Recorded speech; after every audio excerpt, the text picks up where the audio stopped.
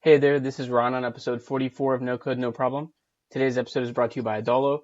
Adalo is a powerful no-code tool that you can use to build mobile and web apps in minutes. I featured Adalo on episode 2 before they were a sponsor, and I highly recommend you check them out at adalo.com.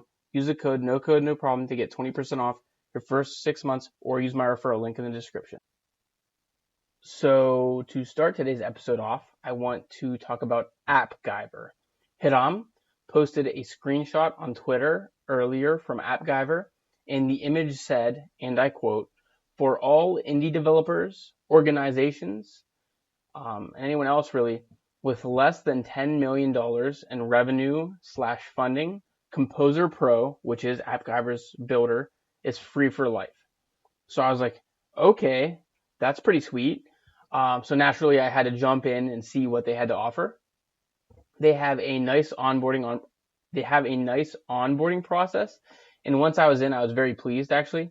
So the builder was nicely built with an array of forms, lists, etc., and you can use AppGyver to make web apps and mobile apps with password fields, authentication, search bars, and more. Something that I really liked about Composer Pro was how the responsiveness was simple and how you could choose between devices, whether that be an iPhone XR or an iPad mini or a web app, to ensure that your application is always looking its best. So I really enjoyed it. It gives me a Bubble vibe, right? But not so daunting as to Bubble, right? So I think that it's definitely worth a shot if you're looking to build a web app or a mobile app and you want to try a different builder. AppGyver's Composer Pro is definitely a good choice. So on to Adalo apps. I built and launched an Adalo app to the iOS App Store, because I could and I wanted to. After checking out their new component marketplace, I knew I wanted to build and launch an app with one of their new components. I decided to choose the Deck Swiper component and build an app that supported local Pittsburgh restaurants. I used the Swiper component to allow people to discover new local spots in Pittsburgh and add them to their favorites list. It was a fun project, and if you want to check it out, you can download it from the iOS store. If you look up Discover 412, or if you go to discover412.com, you can also check it out there. But I was very pleased.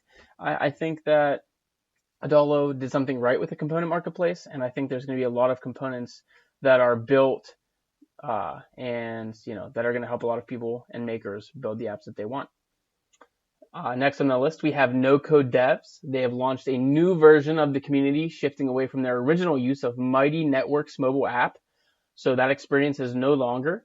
He now uses a platform called Circle, and he uses Webflow to manage his community. I believe this is the same tool. These are the same tools that MakerPad uses, with the addition of MemberStack to allow for easy payments and single sign-on. And I really think he's building something special. Shout out to Art, Pittsburgh represent. And then lastly, for today's episode, I want to cover Thunkable. They added a new spreadsheet integration that allows you to turn any spreadsheet into an app using Google Sheets, Airtable, or Thunkable's table builder. This now allows users to easily manage their data, which is appealing to not only me, but a lot of the no-code community. Displaying data in table format's really nice and really easy.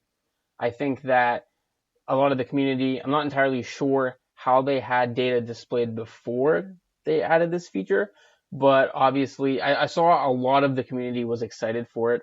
Dom Nahal, I believe, posted it on Twitter and he tagged me in it, and he got a great response from the community, and it seemed that this had been a feature that many people were requesting for quite some time now.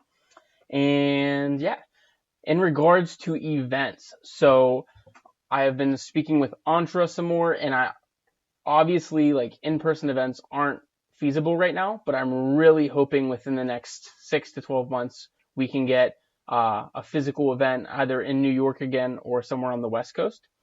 In the meantime, we want to plan another virtual event, and that's why I'm talking about it on this podcast episode. I would love to hear more about what you guys want, whether you want to focus on networking, whether you want to watch people build with the tools. So if you want actual makers to be building things live for you guys, or if you just wanted product demos, we've done that twice now, and that seems to be a popular one.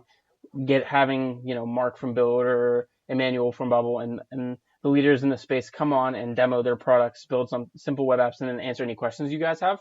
Like I said, I know we've done a lot of those, so I was trying to kind of veer away from that, but I'm open to hearing suggestions from you guys in terms of what you guys want to see or what you guys want to experience. So please, shoot me a DM on Twitter, an email, whatever it may be, and I'd love some feedback on that. But thank you all again for listening, and I will see you guys next time on No Code, No Problem.